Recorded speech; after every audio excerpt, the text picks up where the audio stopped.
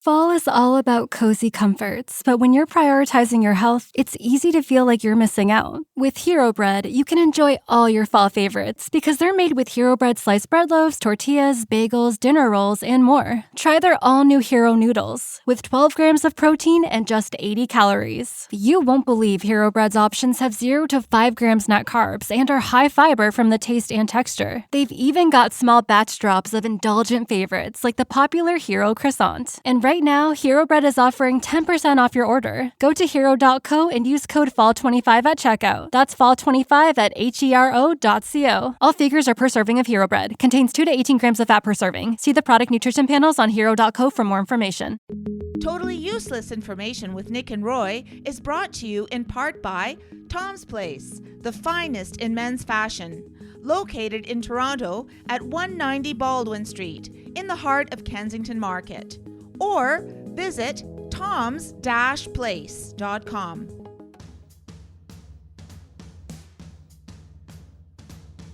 Celebrating 5 years. This is Totally Useless Information with Nick and Roy. Listen, laugh, and learn. You really need to know what color flower to give someone you love in Russia. Ooh. Where in the world can a pregnant woman pee in a policeman's hat on purpose? Hi, I'm Nick. I'm confused. No, I'm Roy. And this week we scoured the internet to find out these crazy, useless tidbits just for you and 80 countries around the world. Plus, we'll answer your question in the mailbag segment. Who invented the crayon? And in the news, the toilet exploded at City Hall. Totally useless information. It's everything you never needed to know. Of course, I won't specify till later which City Hall it is, but basically it's all the same.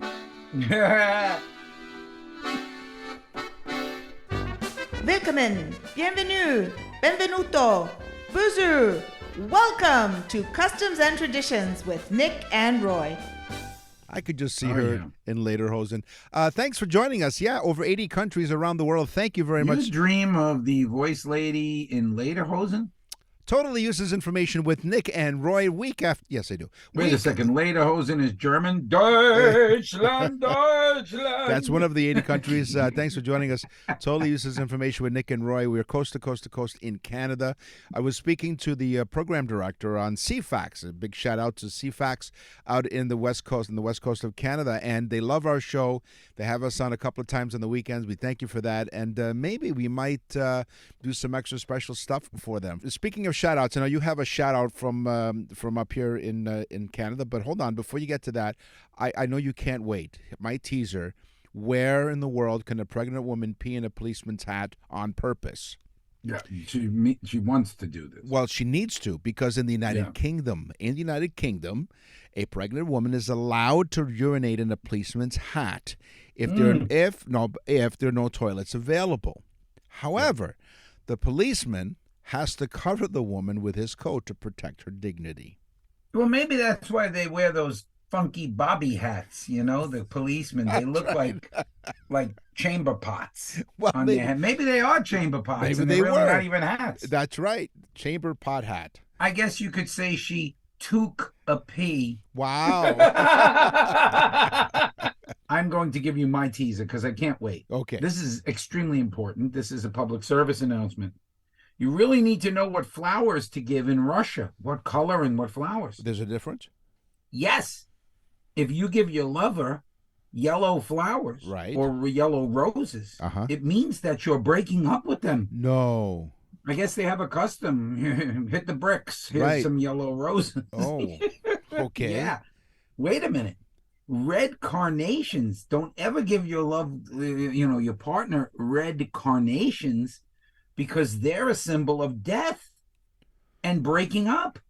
So if you give yellow roses or yellow flowers, like you come home, look at these beautiful sunflowers, and the girls, you don't love me anymore. You got to be very careful. Well, here's the thing. So you said that, if you die, you're breaking up. Well, yeah, death do you part, right? Well, no, red carnations are used at funerals. Oh, So they right. are a symbol of death Of death. or the death of a relationship. Right. Because You have to dig a little deeper, Nick. Yeah. You have to. Well, that's a You tall. gotta like connect the 1980 synapses in your head. So that's a tall order. I'm sorry. Go on. That's it. That's all the Oh flowers. no, you have? I'm done. You're done? Do you need more? No, no, not at all. So maybe you'd put some of those flowers in Epernia. Epernia. Epernia. It's an Are you peeing in that? No, you peeing well, in you Epernia? probably could. It's an ornamental centerpiece for a dining table, typically used for holding fruit or flowers. Ah, It so is- it's like the cornucopia. It is usually made of silver. Yes, it is. Something like I that. just like saying that. It's a great word, a cornucopia. Yeah. It's usually made of silver, but Right. it can be made of any metal or glass or even porcelain. Epernia. Epernia. Yeah. Wow. Okay, so there's a custom.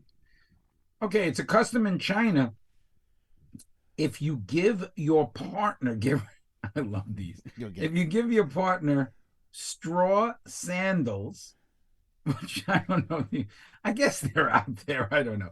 But if you give your partner straw sandals or shoes as a gift, so if you go to the store and buy your wife or partner shoes, it means that you want them to take a walk and end the relationship.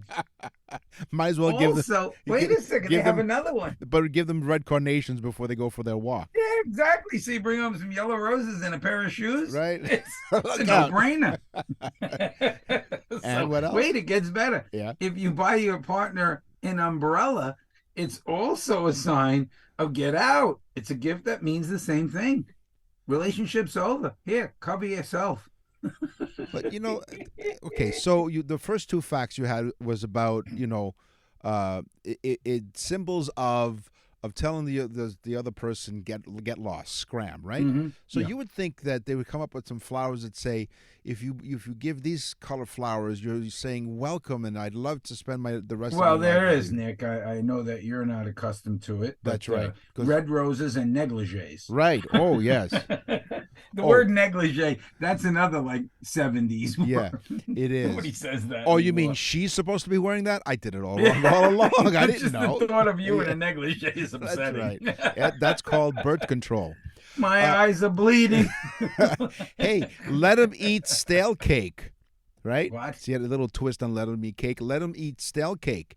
In the United Kingdom, again, it's traditional for the couple who married to freeze the top tier of their wedding cake They do that here too. and eat it a year later Yeah. on their on first your anniversary. on your first wedding anniversary.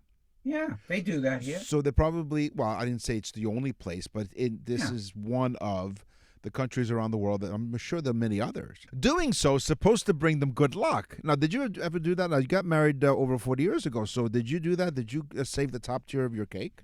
No, I did not because it was delicious and we all ate it. Now, you're No, thinking... I didn't do that. I think they asked me if we wanted to save a piece to freeze. Yeah.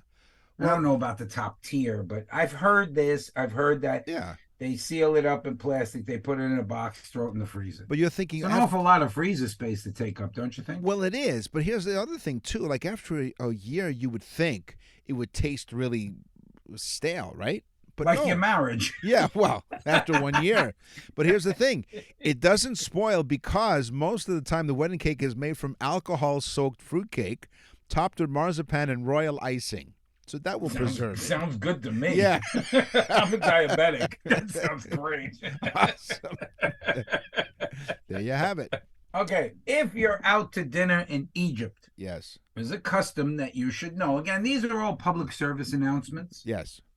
Should you want to go? I want to go to Egypt. How about you? Yeah, it should be a I fascinating wanna go. place to visit. I want to go to the Valley of the Kings. I want to go see the pyramids. I love belly dancing. Mm. Not me personally. I like Right, watching yeah. it. Yeah. Because if I do it, I might lose. I break a hip. If this belly gets loose, forget it. Yeah, well, well, here's the thing. You don't have to dance for too long because you'll stop after 2 minutes, or you'll be dancing for 20. Could you let me get back to my fact? I'm sorry. Go on. Go So ahead. in Egypt, Yes. during dinner, Yeah. if you're in a restaurant, Okay. you say, "Excuse me, can I have some salt?" Right. the waiter will look at you with horror and shock Why? because it is a custom and symbol that if you ask for salt in a restaurant, you're repulsed by the food. It is inedible. Okay. And it's considered a massive insult to the chef. So don't say pass the salt in Egypt. No, bring your own in your pocket or something. Yeah, exactly, and just Mhm. sneak it Yeah. on there. Gives new meaning to the word salty dog. Ooh. So usually you would think that wedding dresses are traditionally white, right? Ah, Especially in North America. But it many, depends though. If you're married a second time, I think you can't wear white. well, that's the right? thing, right? And that gets into the further into the weeds of the what color dress you wear. But Yeah. many cultures around the world have traditions that relate to clothing. So, for example, the color that a bride wears on her wedding day is often traditional and thought to bring on good luck. So there's a significance in the color. In China, for example, brides wear red. Ah, In North America, as we said, they tend to wear white. And then Hindu brides will also be found in a red dress in the form of a wedding sari. wow. So Yeah. they wear red dresses. That's right, to bring on good luck. In America, Yes? I guess in Canada as well, you tell me. Okay. Being punctual or on time is important, It is. correct? Yeah, it is. Yes. Okay, so you're in America, you tell somebody dinner's at 8, Yeah. right? You get there at 8 o'clock. You'll be there by 8 anyway. And don't be late. But if you live in Venezuela, it is expected that you will show up 10 to 15 minutes late. Oh. If you're on time, it's almost an insult. You can be thought of as too eager and greedy. Okay. So here's what I say. What do you say? I don't know if we have any listeners in Venezuela. We do. and I hope It's one of we the do. it's one of the 80 countries. Okay, so I need to ask you this question.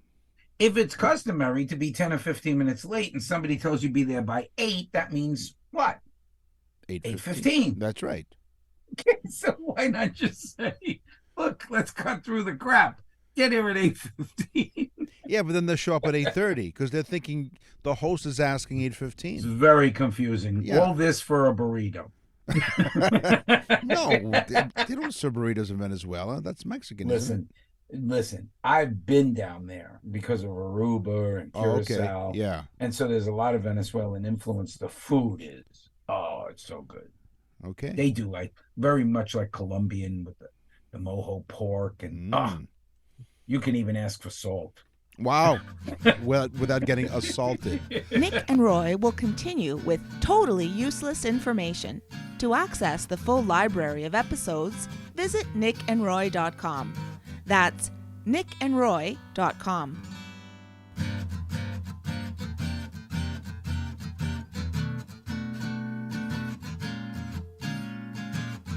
Totally useless information with Nick and Roy continues.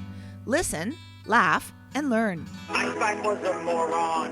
Newton was a jerk. E equals nothing. It's science, science, science. Voted the most popular jingle and intro on our show, voted by you, the listener. And all it was what kind of organ were you playing? I have it right here. No, it's so funny because I actually found the original thing of me doing a couple of the jingles. Oh, really? And I listened to it last night. Yeah. Oh, And it's a little bit longer. I think you chopped it up slightly. I did, yeah. And it's just funny because it sounds a little different, but yeah, it's cool. So that's, what? That's a really good. That took me 2 seconds because I didn't know what to do. So I was like, Einstein was a moron, Newton was a jerk, equals nothing. It's science, science, science. Right. So while I will search and see if I can find the longer version while you do your first fact on science. If lightning is striking, right? Yes. They say don't go under a tree. That's correct. Right? That's right. Everybody knows that, right? Right, Lightning striking, don't go under a tree. Right.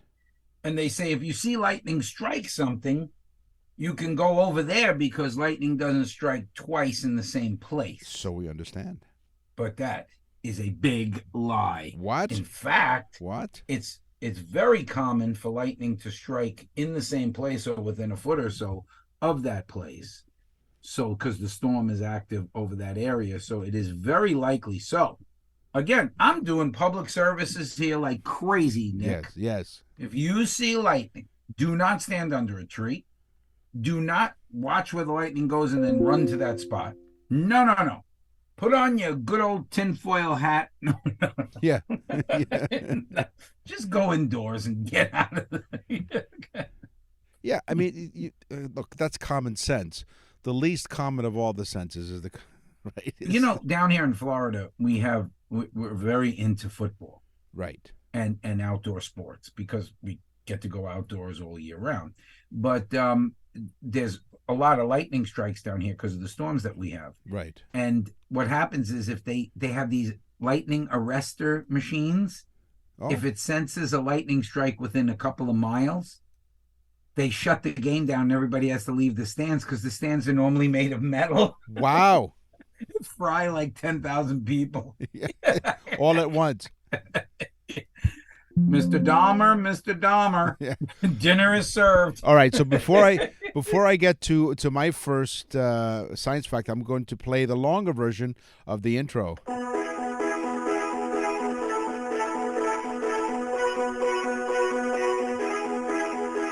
Einstein was a moron. Newton was a jerk.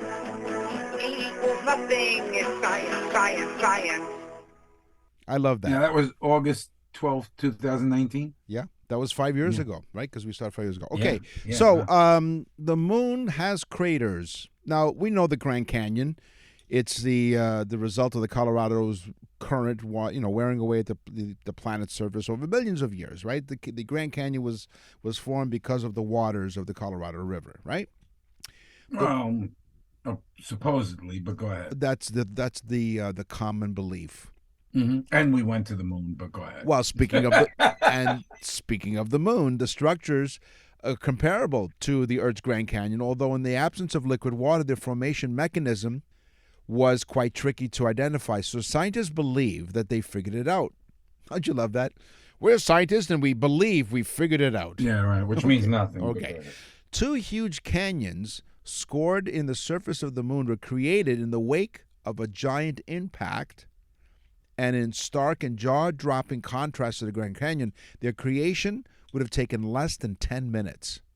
Oh, wow. That's how powerful and forceful, whatever it was this giant impact, maybe a collision with another planet, who knows, but it created those huge craters on the moon. Well, they believe that the moon is, when the Earth originally was formed, it got hit by a massive asteroid and broke off like a big chunk of the Earth, which started floating around and eventually spinning, became the moon. Right, there you go. There you go. That's something too smart for this show. So we sincerely apologize.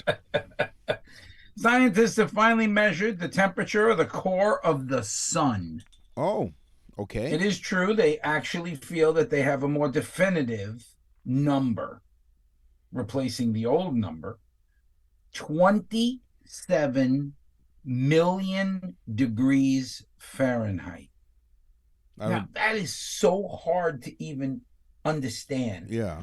27 million degrees Fahrenheit. It is, something that would destroy anything in the universe, pretty much. I don't believe that at all. I think they should go back and re-measure the temperature. No, honestly, when I saw that, Nick, I was like, break out the marshmallows. Right. You could probably roast them from Earth. That's how hot it is.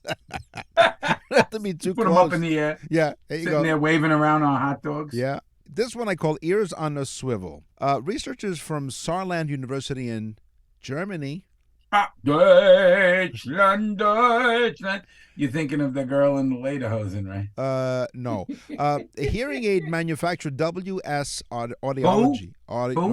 WS Audiology and the University of Missouri have shown that muscles once tasked with moving our outer ears, or auricles, we had our outer ears, still do their darndest to contract when we strive to hear something interesting. For example, so a dog might swivel their ears to the sound of a fridge door or something, right? The dog's ears basically perk up So basically, the humans can do the same thing by activating these auricular muscles, strained to pull to the ears, so that we can scoop up. Yeah, I used to use my auricular muscle Right, a lot and in high school. they're used to scoop up important signals, because when you really can't hear, you have to listen carefully. So our ears are physically actually swiveling towards the sound. When we sent probes to Jupiter, we sent one on a major mission to look at the red spot on Jupiter, Okay. because they were baffled by what the red spot is. As the planet spins around, the red spot is always there, usually in the same spot, Okay. and it seems to be moving itself. So what was this red spot? Nobody knew what it was until they studied it and found out that it is a ferocious storm with winds of, like a 800-mile-an-hour winds. I mean, it would just tear anything on Earth to pieces. Sure. Okay. But here's the clincher. It's there. It's been there. It's been there forever. In fact, it's there for over 300 years. What? And counting. So that storm started 300 years ago. They're I don't know if that's so accurate, but Right. they believe it's about 300 years and counting. Wow. The storm, the red spot storm on Jupiter. So my next fact talks about 9,700 years ago. They believe You were there. Yeah, I was actually. I took their picture. Apparently, a group of people who were camping on the west coast of Scandinavia. They were hunter-gatherers that had been fishing, hunting, and collecting resources in the area, as people would do in that era. Racehorses? No, collecting resources. Oh, I thought you said racehorses. Maybe I should bring you back That's to a big word, Nick. Yeah, Don't use those I things. should refer you to the WS Audiology Department in Germany. What? Yes. So they were hanging around. Now, some teenagers, boys and girls, boys and girls, were chewing resin to produce glue just after eating trout, deer, and hazelnuts. So the snapshot of this period was just before the Europeans started farming, comes from an analysis of DNA left in the chewed resin. So they used it as like a glue? Yes, and so they published it in the scientific report. Some of the resin have teeth imprints on them, indicating that the children or the teenagers had been chewing them. Do you Right. think it was like gum or was it glue? That's what they thought it was, right? And perhaps, but now they found through DNA, the analysis of DNA, that they actually found out that these young people. The people would have told somebody, but their mouths were probably glued shut. That's right. They were. What's he saying? That's right. Exactly. Here, have some more gum. Yes. Nick and Roy will continue with totally useless information. To access the full library of episodes, visit nickandroy.com. That's nickandroy.com. We're back with totally useless information with Nick and Roy. Listen, laugh, and learn. One of the most common atoms on the Earth, Nick, Yes. the carbon atom. All right. First off, it's not only one of the most common on Earth, it's probably one of the most common in the universe itself. Right. It's the building blocks for a lot of things. So scientists said, well, how many compounds have we found that have carbon in them? Get ready. 10 million. Whoa. It's a It's lot. not even close. Carbon is the building block of just about everything. Yeah. 10 million different compounds have been found so far. And if you were to count them, how long would it take? I don't know, but you'd use a clock which is made with carbon. Carbon. The other day here at the radio station, I work at News Talk 1010 in Toronto. It's one of the iHeart radio talk stations that carries our show coast to coast in Canada. And one of the engineers, one of the clocks wasn't working on the wall, so they replaced it. And so as they gave it to me, I said, so now you're just passing the time? Yeah, but don't throw it out because it's right twice a day. That's right, exactly. Don't look at it yet. It's still wrong. So yeah, I've been banned from the engineering department. Have you ever tried to stop a sneeze? So we have evidence that pressing your fingers against your upper lips can actually stifle a sneeze. Pressing your fingers against your upper I lip. gotta try that. When you press your fingers there, the area above your lip, you affect the nerves inside your nose. Those nose nerves send a message to the nerve center in your brain, if you have one, stopping the signal that it's sending out for you to sneeze. Thank you for joining us, we think, on Totally Useless Information with Nick and Roy. When you go to the website, you can also send us an email by clicking on Contact Us. But in the meantime... Wall Street, Bay Street, NASDAQ, Hang Seng, loonies, toonies, dollars, and yens. This is On the Money with Nick and Roy. So every coin has its slogan around the world, and the first official U.S. coin was known as the Fujio cent, minted in 1787, and I was there taking a tour. And it was designed by my friend and yours, Benjamin Franklin. Oh, cool. The coin bore the inscription, "Mind your business," a phrase encouraging individuals to focus on their affairs. Additionally, the coin featured a sundial and the word Fujio, which is Latin for "I fly," symbolizing the swift passage of time. See? It all comes together. It all comes together. Passing the time. Broken clock. Yes, exactly. Yeah. And I'm so thankful for the loss of hearing for that time part I of the do show. with you. You know, it's like if you have a I think is it you who is it that has a lot of clocks in the house? Listen, so here we go. Not only have I lost my hearing, he's lost his mind. In my old house. That's right. In my old house, we used to have the wall of clocks above exactly. the fireplace. That's when I accused you, and maybe perhaps your wife, of having a clock fetish. I'm going to try to get a picture of the wall of clocks to put on the newsletter. Newsletter, sure. There you go. I think I have it somewhere. Think you have a clock fetish? Sometimes. Yeah. It took a while to come out. Exactly, yeah. Listen, I was sitting there, time funny, something funny about time. Yeah, time flies. You know what? I went to the clock store and bought it secondhand. Okay, go ahead. Yeah. Well, listen, we better talk about time now because they're going to ban TikTok. Clocks are ticking. All right, ready? Yeah. In order to replenish the amount of money that's taken off the streets by the banks, if they have bad bills, they give them off to get rid of them. Right. So there's constantly a cleansing, so to speak, of the money. Okay. Or I guess you could call it washing. No, but anyway, they cleanse the money supply. Right. But in order to replenish it, 38 million notes are printed every day by the Bureau of Engraving, the U.S. Bureau of Engraving, to a total face value of $541 million. Ouch. Every day. So New Zealand has a $5 note.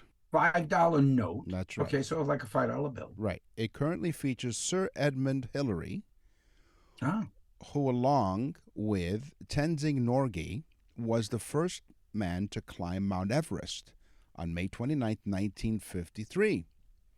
So they have on their coin, on their $5 note, it features Sir Edmund Hillary. And Norgay, by the way, himself was honored by having the mountain range on Pluto named after him. Oh, cool. Yeah. See, Sir Edmund Hillary, the slogan under his banknote is, "I'm not the one who destroyed the emails." Right. Yeah, if you believe history, yeah, absolutely. I'm really on today, Nick. You're on it, man. Look out. The most exclusive credit card. You know how these credit card companies work, right? Yeah. I have one of them from one of the banks that will remain nameless. Right. It's one of those like posh cards. It's made out of metal. Oh, okay, yeah. It's supposed to be really cool. I don't know. Okay. To me, it's annoying. Sometimes it doesn't work right. Right. Okay. Because it's like. But it looks great though. It looks fantastic. Yeah. And if you have to break into something, they work fantastic. Yeah. But the most exclusive credit card in the world is the Dubai First Royale MasterCard. Now, this is crazy. Okay, it has an annual fee. You know, like these real cool cards have annual fees. Sure. Yeah. I think mine is like $350, $400, but you Wow. get back this and you get back all kinds of stuff. You're Yeah. supposed to get back more money, Right. which I don't know. But Right. anyway, the Yeah. annual fee for the Dubai First Royale MasterCard is $100,000 a year Wow. for the Really? privilege of having that card. So if it costs And I 100, don't say Dubai, I say goodbye. goodbye. Yes, Dubai. You know Or what? bad bye. But if you're spending $100,000 a year to have this card, what's your credit limit? That would be really hilarious. Oh, it's No, probably, no. you know, like $1 million. No, credit no, limit no. on the I think card. here's the catch. It's $100,000 per year to have the privilege to have the membership of this card, but the credit limit's only $1,000. Thanks for joining us at Totally Useless Information with Nick I and guess, Roy. yeah, I guess if you do that, it's an insult. Insult, yes. You can listen to us anytime. You can visit nickandroy.com, check out the full library. You can check us out on any of your podcast platforms like Spotify and Apple, of course, podcasts. You can also check us out on our website, nickandroy.com. You know what else you can do there? You can order your loved one a birthday message. Oh, yeah. This is really something you need to think about. You have like people's birthdays coming up. They say, oh, they have everything. They don't have this. Go to nickandroy.com. I'm serious. Tap on the Nick and Roy store. You'll see birthday messages. There is a sample there. We will make a mini show for that person on the day that they were born. We do all the research and do like a mini show on it. It is so cool. I'm telling you, we can't stop getting emails from people who are telling us that, thank God we're doing a load of them, but they are so much fun. They're so great. We've had people say they've cried, they've been so happy, they share it with all their friends. It's the hit gift of the century. Yes. Well, it's unique. No one else has it. I mean, you can come close, but nowhere near what we do. It's the Nick and Roy special birthday message. Check it out at the Nick and Roy store on our website, nickandroy.com. Einstein was a moron. Newton was a jerk. E equals nothing. It's science, science, science. Voted the most popular jingle and intro on our show, voted by you, the listener. If lightning is striking, right? Yes, They say don't go under a tree. that's correct. Right? That's right. Everybody knows that, right? Right, Oh, that's- lightning striking, don't go under a tree. Right. And they say if you see lightning strike something, you can go over there because lightning doesn't strike twice in the same place. So we understand. But that is a big lie. What? In fact, What? it's very common for lightning to strike in the same place or within a foot or so of that place. So because the storm is active over that area, so it is very likely. So again, I'm doing public services here like crazy, Nick. Yes, yes. If you see lightning, do not stand under a tree. Do not watch where the lightning goes and then run to that spot. No. Put on your good old tinfoil hat. No. Yeah. Just go indoors and get out of there. Nick and Roy will continue with totally useless information. Hey, it's Nick and Roy for Tom's Place, where the month of February celebrates hearts and family. Tom's late father, William Mahalik, was born on February 20th, 1916. He founded the original store back in 1958, believing in the importance of caring for customers and working hard to provide the best deals. These values continue at Tom's Place today. And in honor of his dad, Tom is celebrating with a Family Day sale. You heard it right. The Family Day sale and great deals. Well, they're a tradition at Tom's. Don't miss our quality dress shirts on clearance for just $50. Stay warm with stunning wool and cashmere top coats. Price for end of season for only $2.99, including Canadian-made Jack Victor brand. Ask Tom about suits at an incredible $149 to $229, marked down from $599. Plus, premium Ted Baker label suits for less than half price at only $450. Visit us in store for even more specials. You'll find specials all over. And also visit us at toms-place.com. That's toms-place.com. It's all about family at Tom's Place. And at Tom's Place, everyone is treated like part of the family. You're listening to Totally Useless Information with Nick and Roy. Listen, laugh, and learn. What's in the mailbag? What's in the mail? Stephanie from Pound Ridge, New York says, my boyfriend ordered a birthday message for me, and I love it. I had no idea how much I was going to like it when he first gave it to me. When I opened up the email with the birthday message in it, I can't tell you how much I loved it. It was fantastic. I shared it with all of my friends. I can't thank you guys enough. I know it was my boyfriend that did it, but I want to thank you and tell you I'm now addicted to your show. There you have There it. you go. That's how it works. Yeah. There's a lot more to this. I just kind of bullet pointed it. Yeah. But it talks about, a lot of the things that she loves about the show and the different categories and so on. So, but yeah. So, Stephanie from Pound Ridge, I'm glad you enjoyed your birthday message. Thank you. We enjoyed doing it for you. Linda from Calgary, Alberta, one of my fellow Canadians. Dear Nick and Roy, we love listening to your show, especially during the winter months. You guys perk us up, and we try to stump each other when we listen to your show. You know She what? took a Percocet? Yeah, What? she did. That's what I read. We also stump each other when we listen to our own show. Here's my question. My daughters and I love to color. I was wondering who invented the crayon? Ooh, was it Crayola? We look forward to the answer. No, it was Edward Binney who co-founded Edward Binney and Binney. Smith, which in 1902 had created a new wax crayon used to mark crates and barrels. But it was loaded with carbon black and it was really too toxic for children to use. So he produced the first box of Crayola crayons in 1903.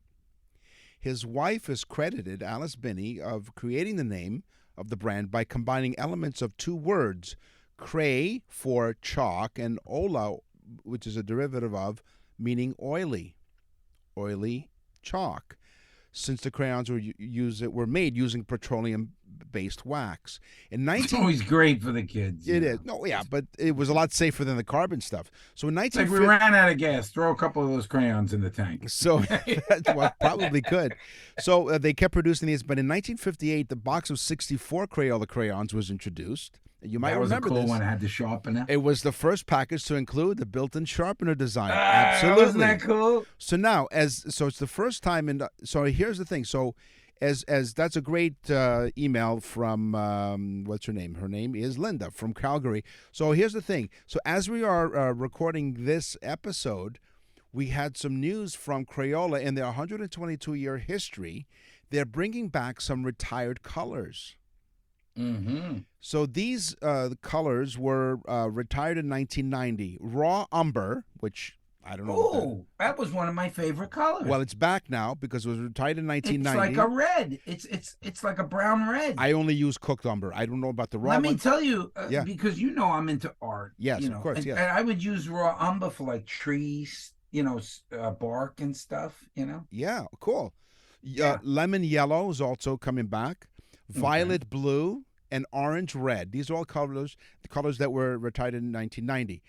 Dandelion is back from retirement in 2017. Mulberry, retired in 2003. Magic mint and blizzard blue. So these are some of the unretired colors because of demand. People were writing them, and in their Wouldn't it be nice if Nick took the hint from Crayola? What does that mean? Retired himself. I see. There you go. On the show, you color me embarrassed. On the show, we talked about customs and traditions. Nick's waiting until he's 432. Yeah, exactly. We talked about customs and traditions. We talked about science. We talked about money. It's time for the news. And now, from around the corner and around the world, this is TUI News. It happened on a Monday morning on the 5th floor, not far from the mayor's office in Pittsburgh, Pennsylvania. There was an emergency call dispatched, along with EMS and the sheriff's units, requesting a city officer responding to the mayor's office area. And you're thinking, what is this? What's going on? They have a 65-year-old male, have to get the fact right, 65-year-old male with a gash to his leg. Here's what happened. The toilet exploded. Oh, no. Okay. So this is at City Hall. In Pittsburgh City Hall. Pittsburgh, in the near the mayor's office. That's right. There's a 911 call. That's Holy Why, yes, exactly. So something blew up. Holy, something blew up. A spokesperson for the mayor told Channel 11 that the employee was injured when a plumbing fixture failed on the toilet. You think? Are you sure it was the plumbing fixture that was clogged up and not this guy for a week? Let's see. The man reported suffering a cut to his leg but managed to walk to the ambulance for treatment. Nope, it wasn't him. Sure, the porcelain blew up. Yes. The employee is currently recovering from minor great to cut his leg and not his... Well, yeah, because it's non-life-threatening injuries. And could have blew his manhood off. It could have been the lid off. I'm picturing, you ever see the videos of the guys in the jets that hit the ejection seat? Yeah, oh yeah. Boom! But hold on, but it's right not but it's not clear if he was actually using the toilet at the time. I'm sure the water wasn't clear at the time. That's right. So the bit of a brownish tinge. It is. So the employee is raw umber. Right. And he's thinking, please re-retire this color. The employee is currently recovering with 9 non-life-threatening injuries, he said, and expected to be released from hospital. So, but how did they know to call the authorities? How did they know to hit 911? Was someone? I guess the guy was screaming. Well, they heard the explosion. They heard the explosion. Oh, they heard somebody, my yeah. gosh! This thing really blew. It did. Now, according to the city councilman Anthony Coghill, he said, "We're not taking care of our own house." So he's relieved, of course, that the man wasn't injured. I would start with the bathrooms. Well, yeah. So according to Channel 11 Investigates, because that's the name of the news outfit. They want to investigate. Yeah, Channel 11, but they have to say it in such a tone like Channel 11 Investigates has been reported. They were like, this guy looks really bad that they wheeled out. He's a bit flush. That's right, he is. So, and you know what? I think his name was John. Anyway, so Channel 11 Investigates has been reporting on poor conditions at City County Building, the City Municipal Courts Building, and other city-owned facilities. So this is a larger issue here. They really blew the lid off this story. Yeah. We showed the peeling paint, the broken urinals, fountains with mold, and elevators that don't work. Coghill happens to be a contractor. Maybe he's looking for business. Right? So wait, the elevators don't work either. That's right. The elevators don't work. There's mold. Their fountains have mold in them, right? Which is not good. Yeah. This is in ill repair. Yeah. So this is the councilman now being quoted. I noticed every crooked shutter. Maybe he's talking about his colleagues. And every dripping faucet. I'm afraid to do an in-depth look at all the other facilities because I'm afraid of what I would find. Well, you need to find it before you can fix it, right? That's all the time we have for this episode of Totally Useless Information with Nick and Roy. We will scour the internet and other sources to find out totally useless information just for you. So until then, you tell everyone you know, because it is because of you that this show is in 80 countries around the world, which we are so proud of. I'm Nick. And I'm Roy. Thanks for listening. Totally Useless Information with Nick and Roy has been brought to you in part by Tom's Place, the finest in men's fashion. Located in Toronto at 190 Baldwin Street in the heart of Kensington Market. Or visit toms-place.com.